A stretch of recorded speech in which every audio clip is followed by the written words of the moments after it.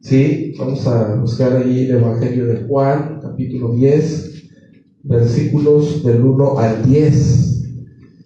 Sí, quiero invitarlos a que leamos de pie. ¿Qué les parece? Vamos a leer puestos de pie estos versículos. San Juan 1, 10, del 1 al 10. Sí, ustedes pueden seguir ahí su lectura en sus Biblias, ¿verdad?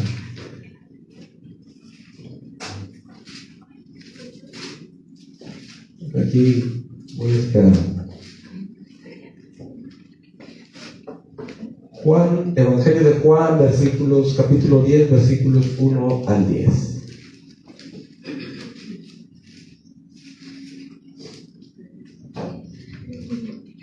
Dice así, voy a leer.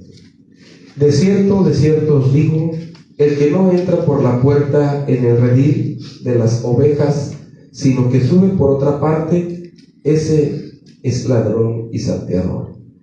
Mas el que entra por la puerta, el pastor de las ovejas es. A este abre el portero, y las ovejas oyen su voz, y a sus ovejas llama por su nombre, y las saca. Y cuando ha sacado fuera todas las propias, va delante de ellas, y las ovejas le siguen, porque conocen su voz. Mas al extraño no seguirán, sino que huirán de él, porque no conocen la voz de los extraños. Esta alegoría les dijo Jesús, pero ellos no entendieron qué era lo que les decía. Volvió pues Jesús a decirles: de cierto os digo, yo soy la puerta de las ovejas. Todos los que antes de mí vinieron, ladrones son y salteadores, pero no los oyeron las ovejas. Yo soy la puerta. El que por mí entrare será salvo, y entrará y saldrá y hallará pastos. El ladrón no viene sino para hurtar y matar y destruir. Yo he venido para que tengan vida y para que la tengan en abundancia.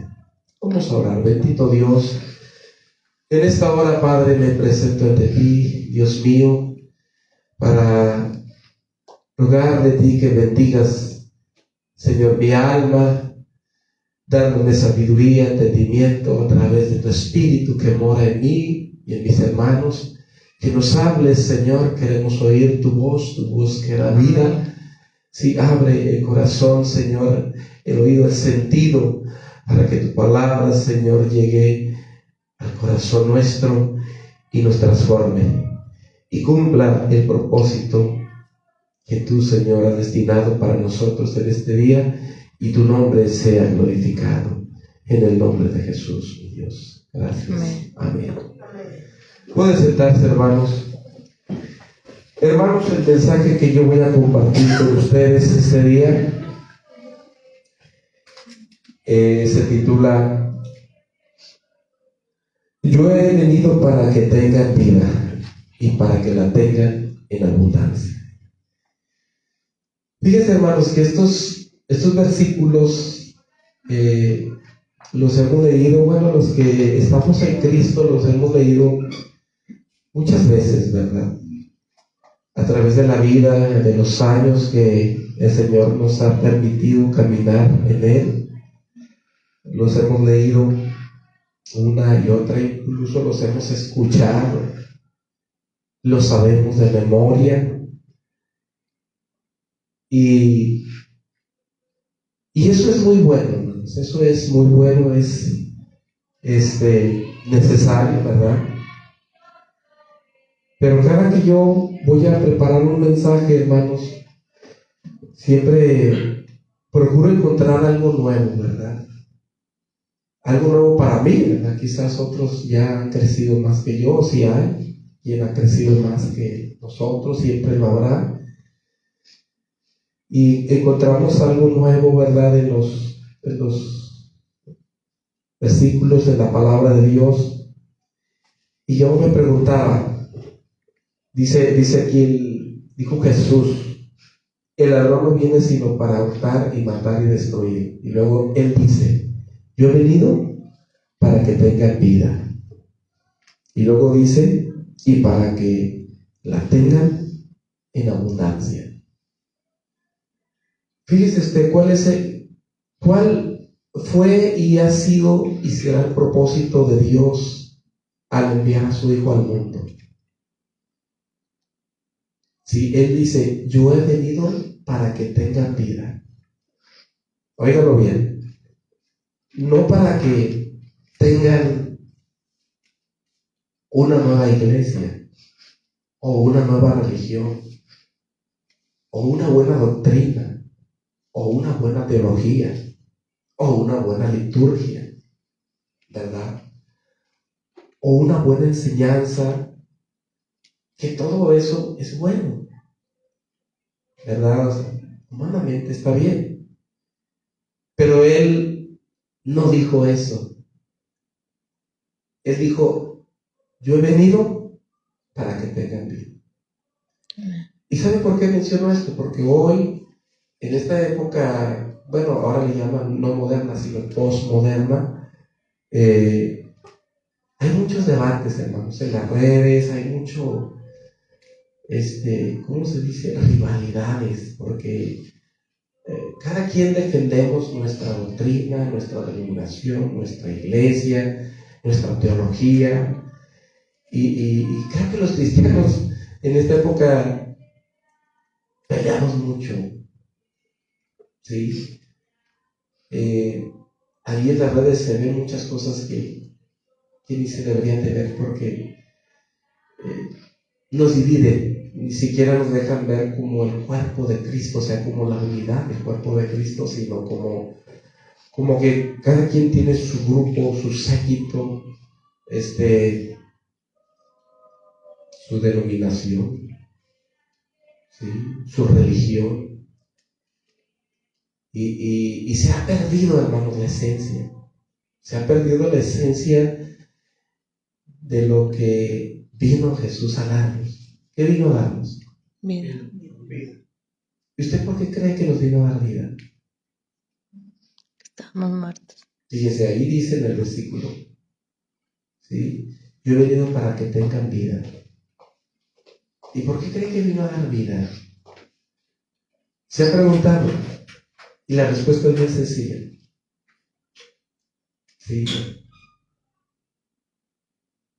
Si alguien viene a darle a usted algo y usted dice, de veras que lo necesitaba. ¿Saben por qué vino a dar vida? Porque no la teníamos. Y no habla de la vida natural. La vida natural que nosotros recibimos de nuestros padres, ¿verdad? Claro, todo viene de Dios. Recibimos de nuestros padres, ¿verdad? Cuando ellos se unieron, ¿verdad? Nos concibió nuestra madre, nuestro padre nos engendró, ¿sí? Y tuvimos vida, pero una vida natural. Jesús le dijo a Nicodemo, lo que es nacido de la carne, carne es.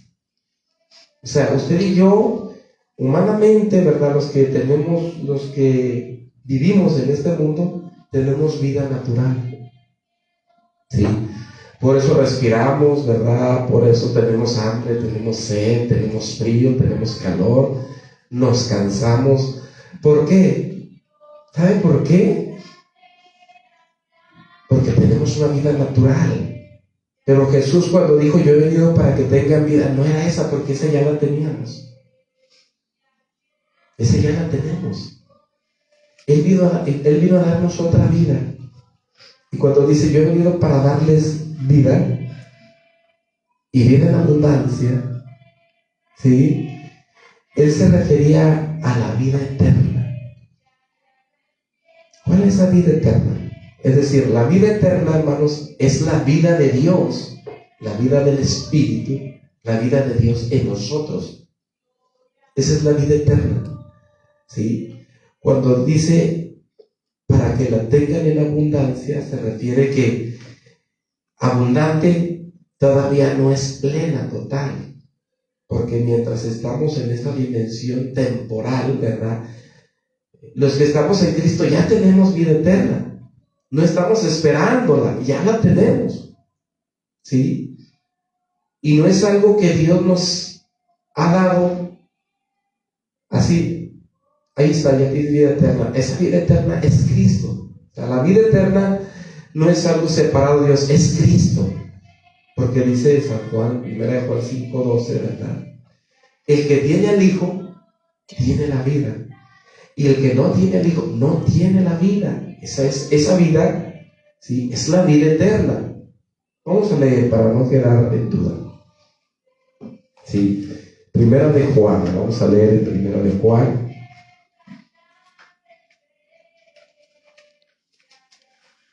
Capítulo 5.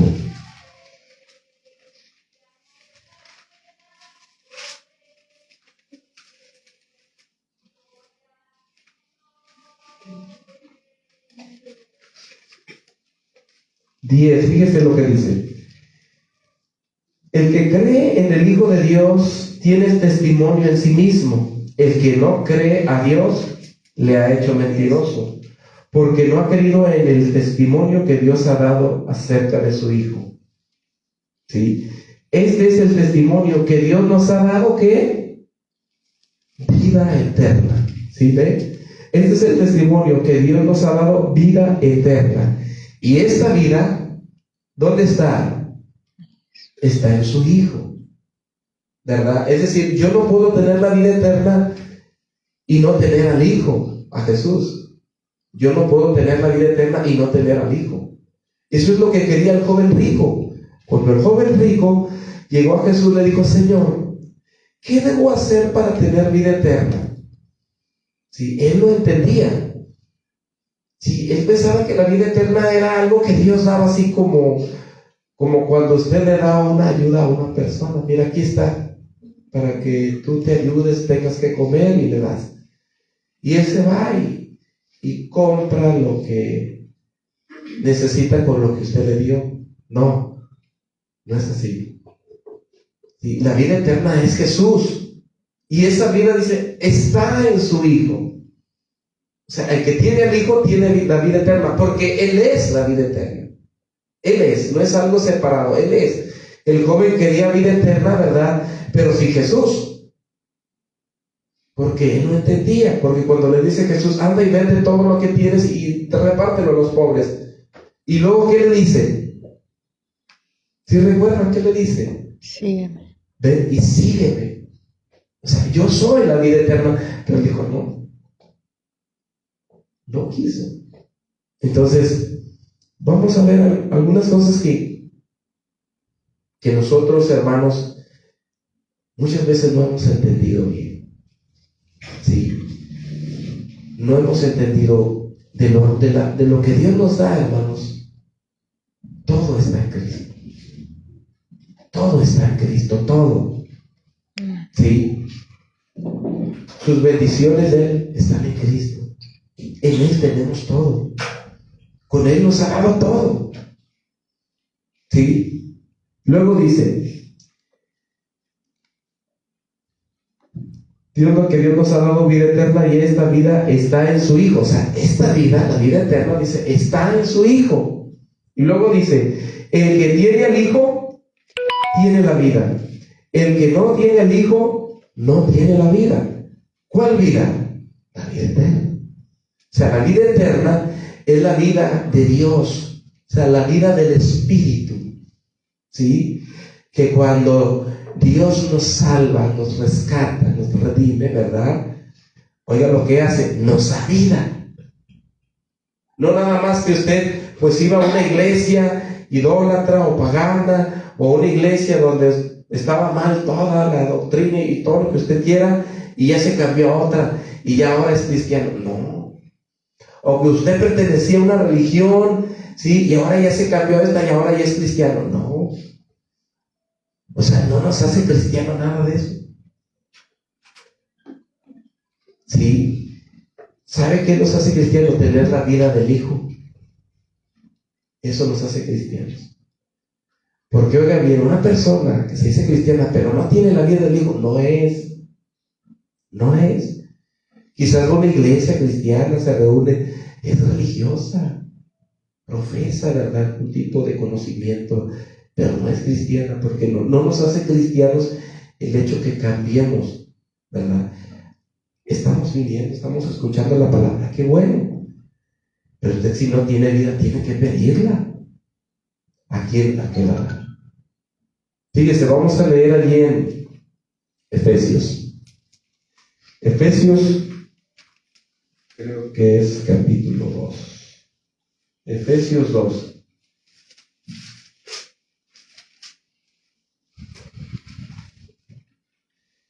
Vamos a ver, aquí dice 2:4, ¿sí?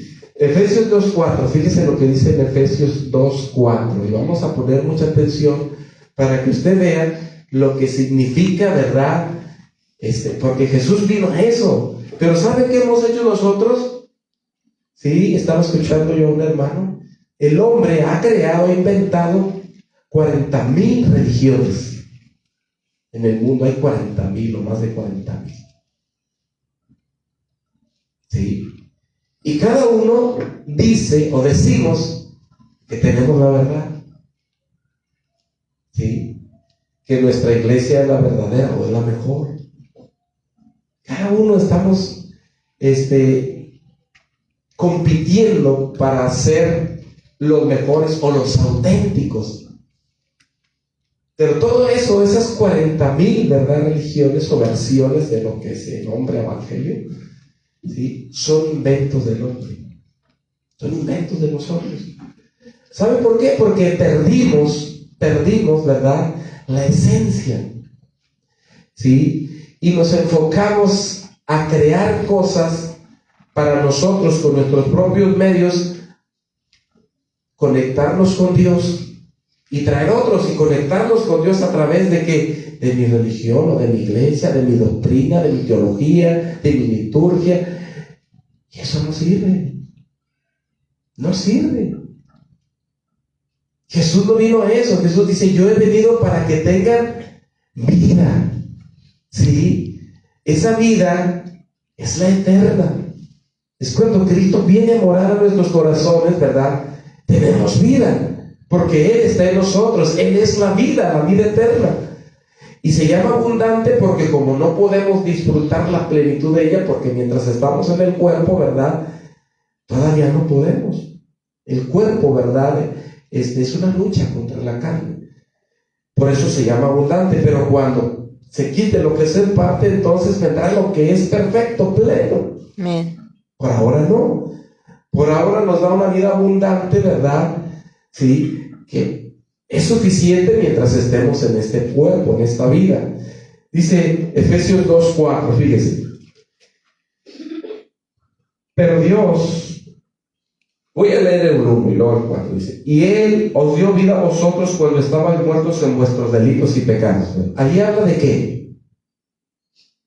¿De qué habla? Dice, os dio vida. ¿Por qué nos dio vida? No la teníamos, estábamos muertos. O sea, por eso nos dio vida. ¿Ya ve de cuál vida habla? Estábamos muertos ¿en qué? En nuestros delitos y pecados. O sea, el pecado, ¿sí?, en nosotros no causa muerte natural, pero muerte espiritual sí. O sea, nosotros nacemos en pecado. O sea, nosotros somos concebidos y nacemos en pecado. O sea, nacemos muertos, ¿sí? Nacemos muertos en cuestión de la vida de Dios. No portamos la vida de Dios cuando nacemos. ¿Por qué? Porque heredamos el pecado de nuestros padres. Entonces no somos portadores de la vida de Dios. Si fuéramos portadores de la vida de Dios, aparte de la vida natural, no necesitáramos un Salvador. Pero necesitamos un Salvador, dice, por cuanto todos pecaron. Y cuando dice por cuanto todos pecaron, no se refiere solamente a lo que hacemos cuando pecamos, o sea, que hacemos cosas malas, no, sino se refiere a lo que somos. O sea, somos pecadores. O sea, antes de pecar yo ya venía con pecado, no había cometido ninguno. En esa cuestión era inocente, pero sí traía una naturaleza pecaminosa que apenas salgo del vientre, ¿verdad? ¿Y qué hago? Me rebelo. ¿Sí? ¿Qué hace cuando el bebé está pequeño? Empieza a quererse meter cosas a la boca y le dices, no, y obedece. No, se lo tienes que quitar porque si no se asfixia, si se le pasa, se le atora, o se intoxica, si es algo malo. Él lo quiere hacer, ¿por qué? Porque nuestra naturaleza pecaminosa viene, ¿sí?, con una tendencia natural a desobedecer. ¿Sí? Enseñamos a los hijos a obedecer, porque desobedecer ya lo saben desde recién nacidos. No saben qué significa, pero lo hace el hombre porque es su naturaleza pecaminosa, es nuestra naturaleza.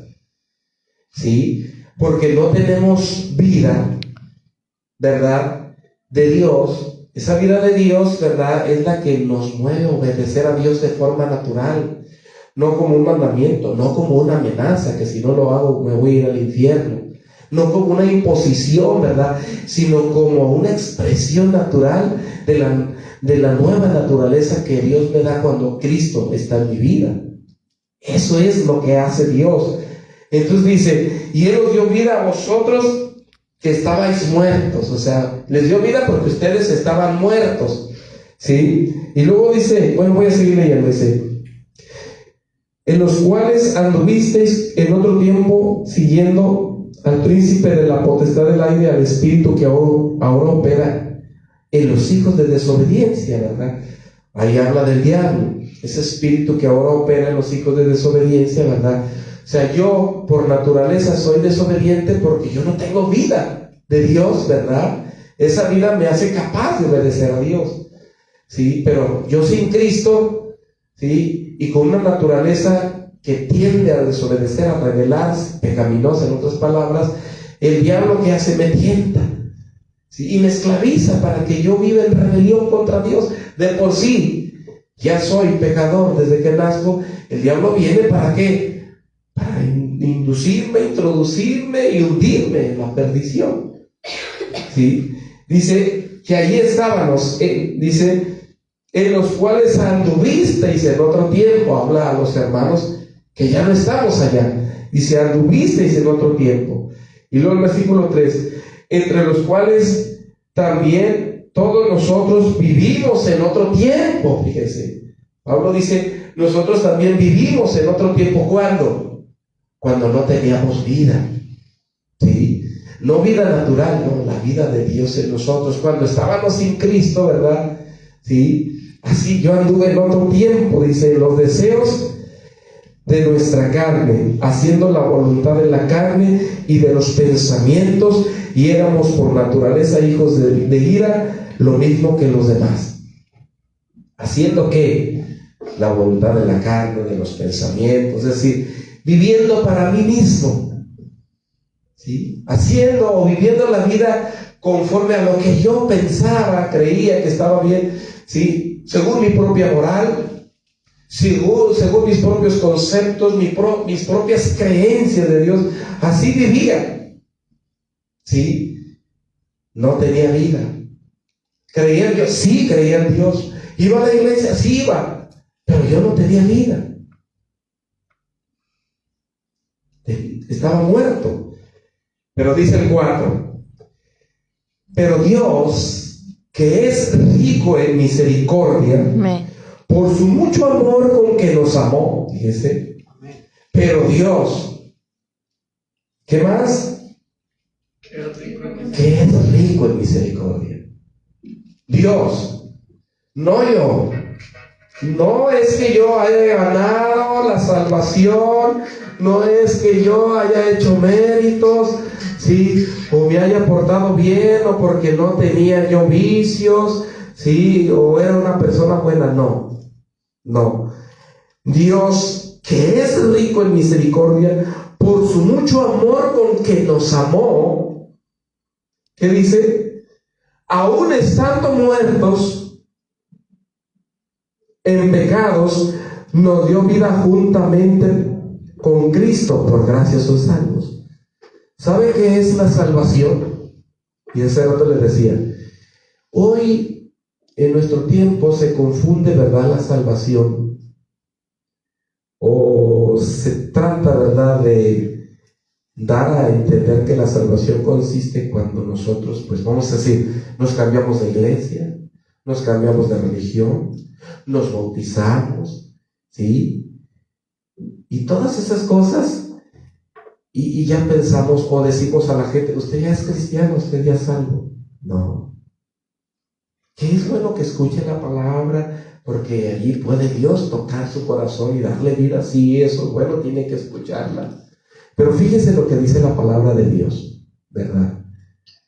Aún estando muertos en pecados, ¿qué dice que hizo? Nos dio vida. Esa es la salvación. Dice, por gracia sois salvos. ¿Sabe qué significa eso? Por gracia sois salvos.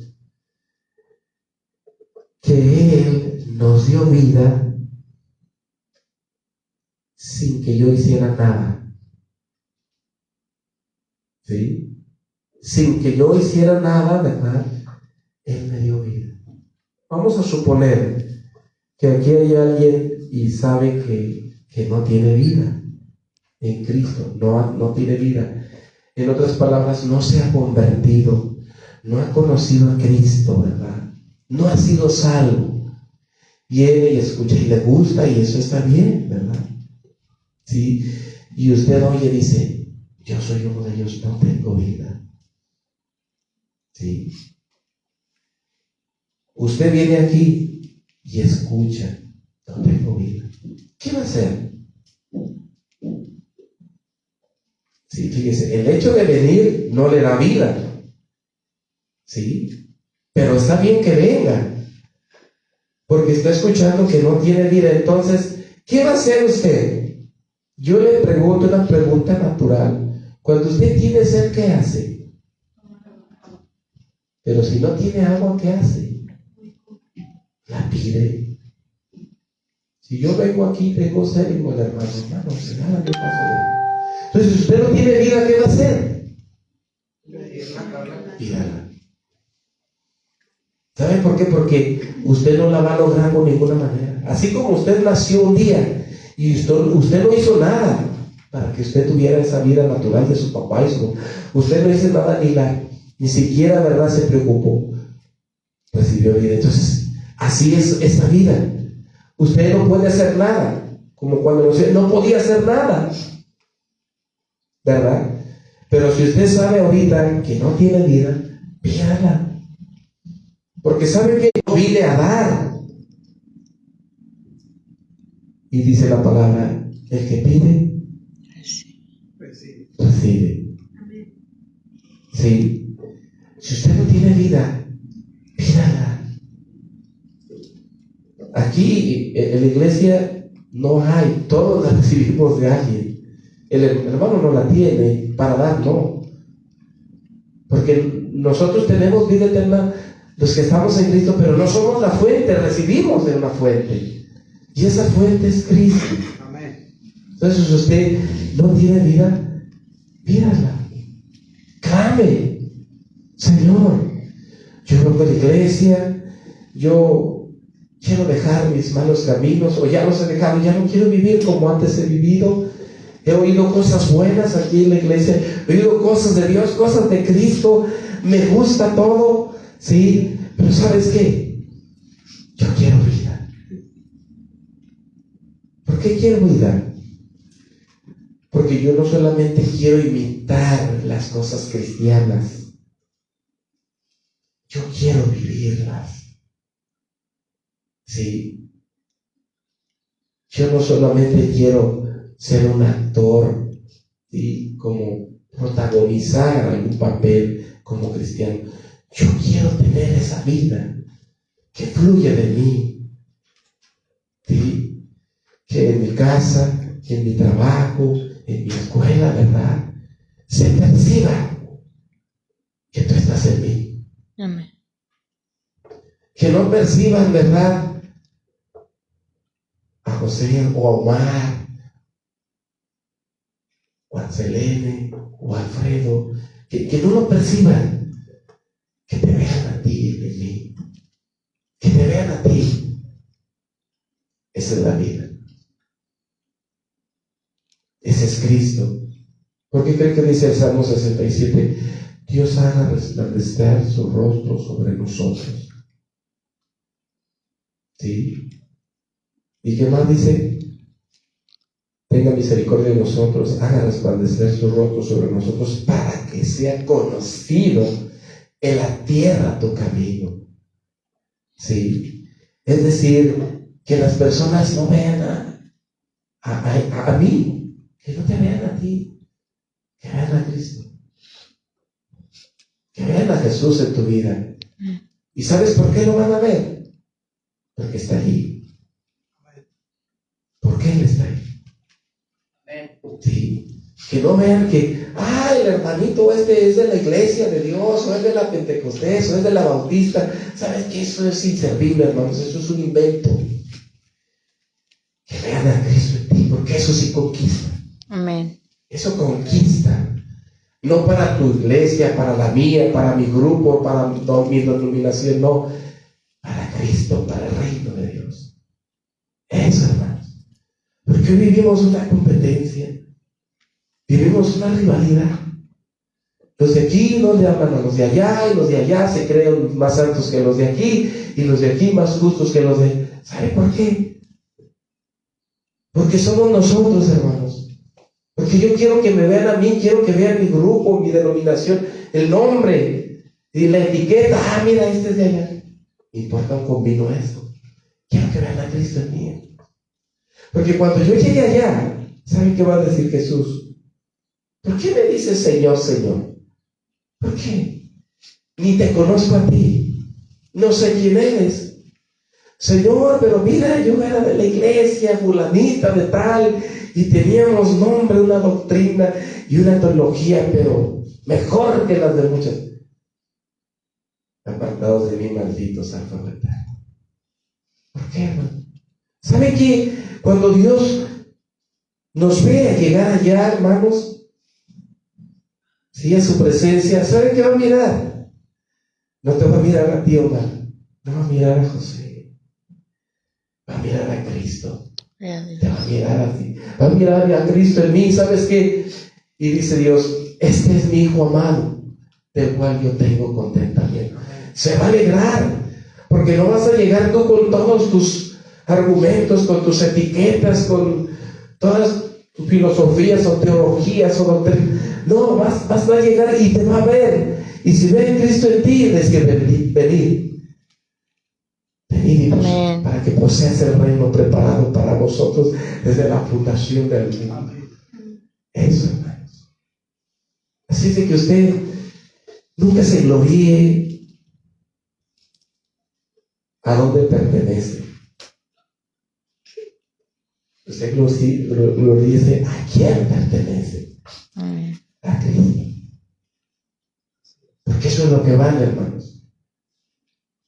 Eso es lo que vale. Lo demás, hermanos, así lo voy a decir, como dijo Pablo, es basura. Pablo dijo, para mí todo eso es, ¿sabe qué era eso? Lo que Pablo dice, era pura religión vacía, hermanos, sin Dios. Y todo eso es eso. Sí, hay muchos hermanos, ¿verdad?, en Cristo que están allí. Sí, a ellos yo no digo nada de ellos, pero sino de todo, hermanos. Lo humano, lo que usamos para atacarnos, para menospreciarnos, para degradarnos unos a otros, ¿verdad? Lo que usamos para gloriarnos y engrandecernos sobre otros porque nos sentimos más santos, más justos, más puros. Eso es basura. No sirve. Lo que vale es que usted esté lleno de Cristo. Amén. Eso es lo que importa. Sí. Es por lo cual Dios le va a recibir. Sí. Y le va a conceder, ¿verdad?, vivir la eternidad en la plenitud de lo que habla su palabra. Fíjense, hermanos, allí en la palabra usted vea, por ejemplo, en San Juan capítulo 5. Estaba yo leyendo este capítulo y Dice la palabra, capítulo 5.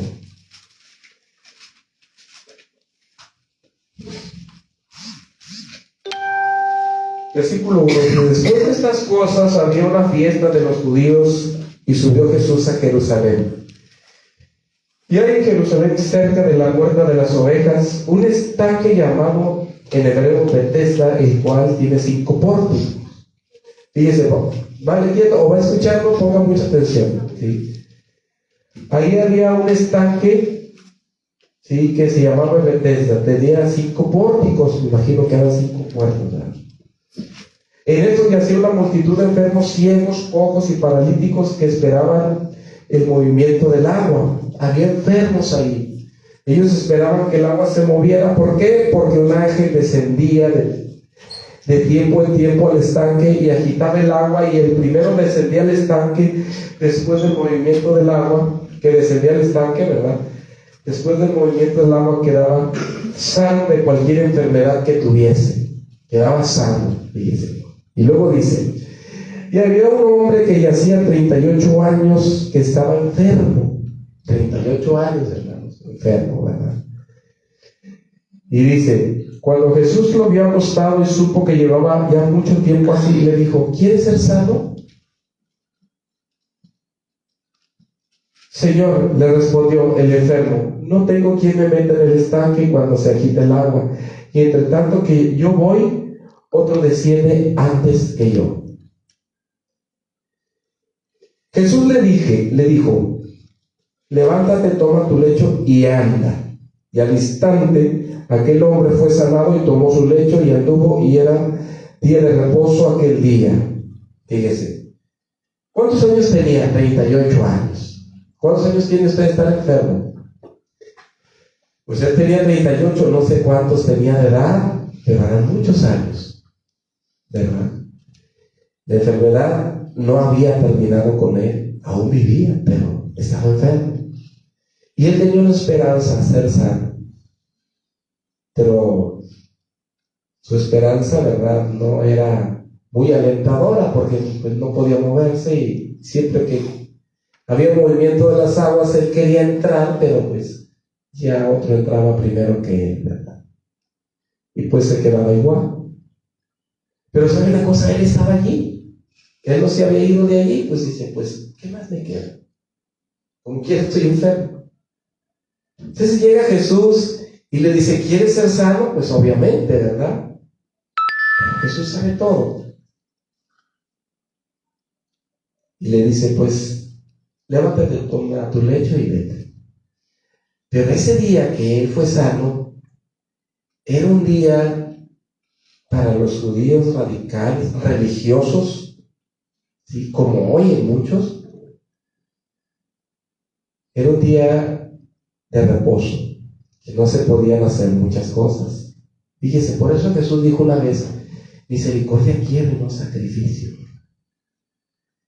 Esos religiosos, hermanos, como hoy podemos saber mucha gente así, ¿sí?, o sea, que nos profesamos ser algo que ni somos.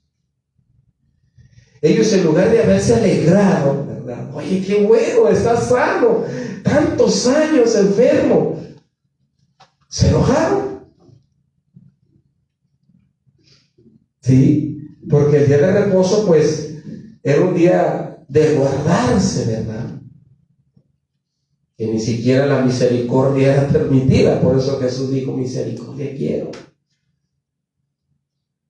Y así hoy, hermanos, aquí por defender su doctrina, ¿verdad?, su teología, ¿sí?, se olvida de la misericordia y es como un verdugo, un tirano.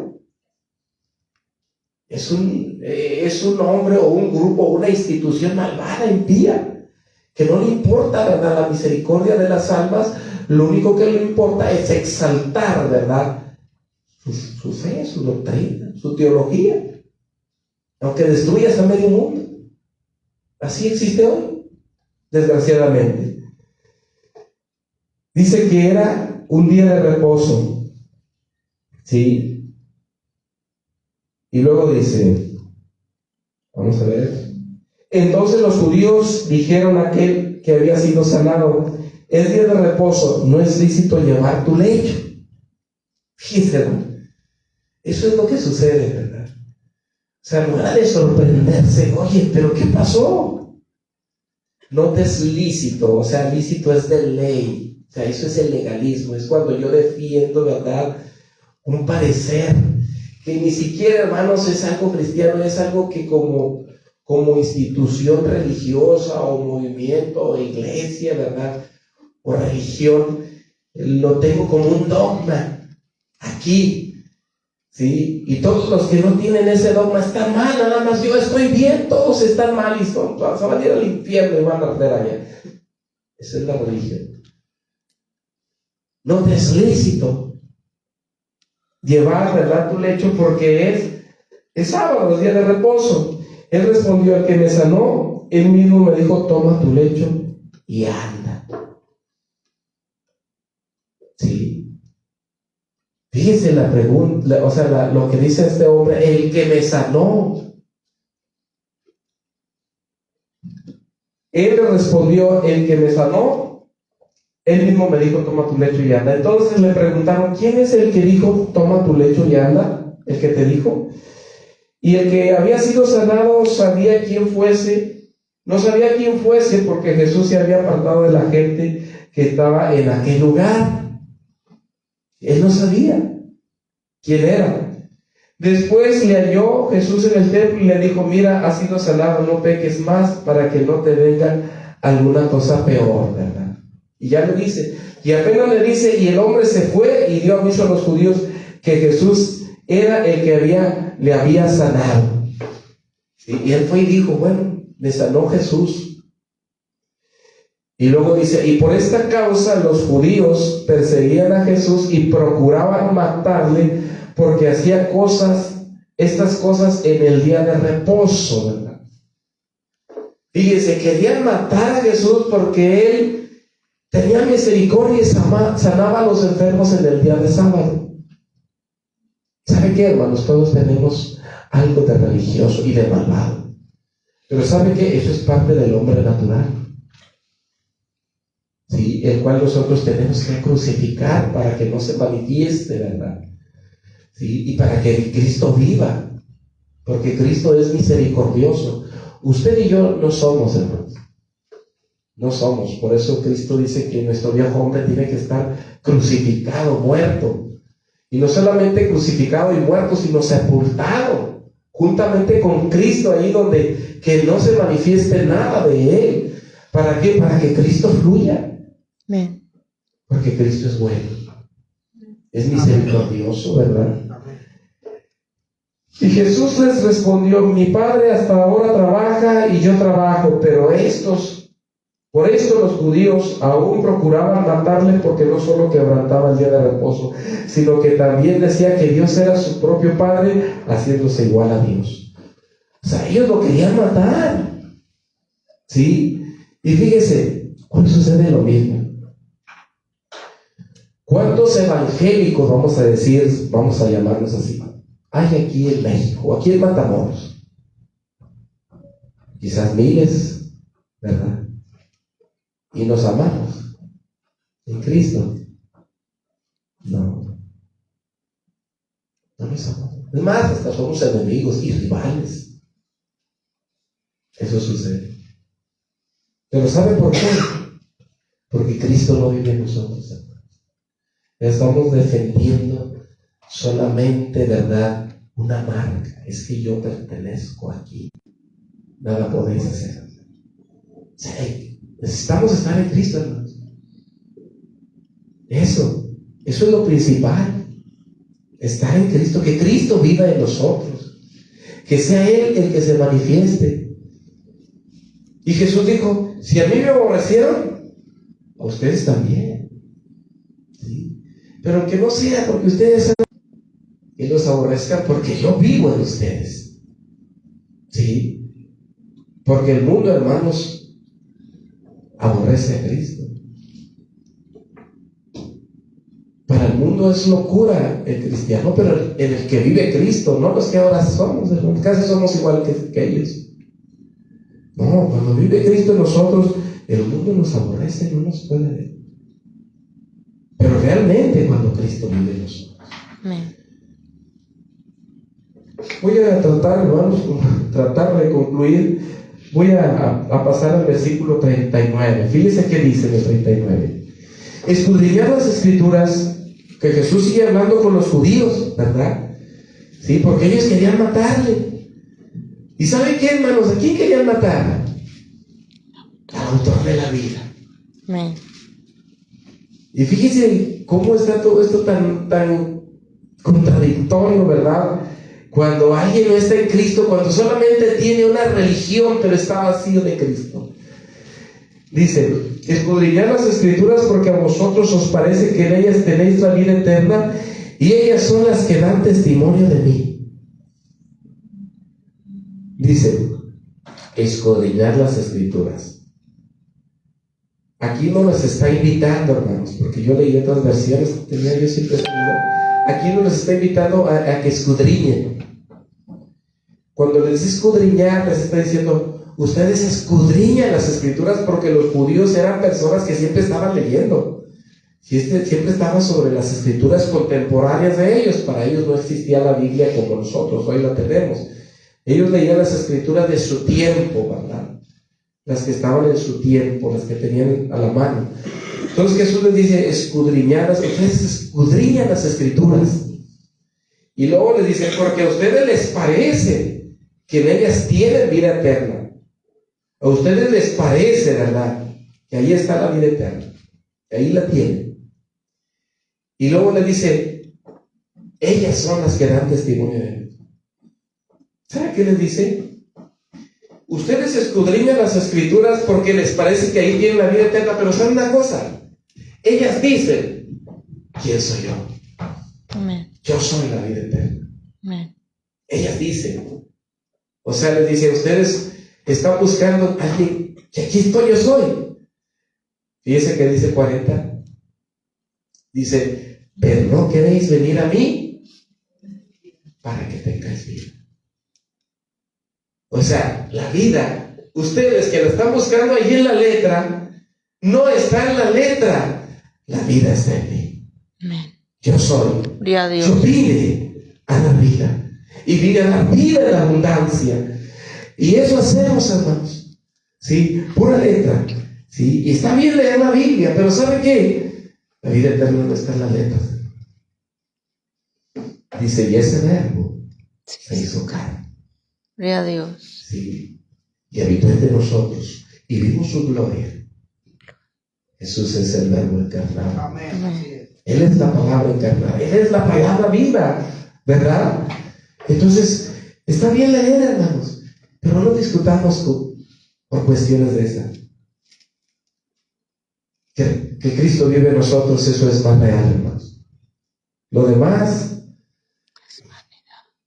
pues son solamente cuestiones humanas. Si Cristo no está en nosotros, los más miserables somos de todos los hombres. Amén. Y somos dignos de lástima.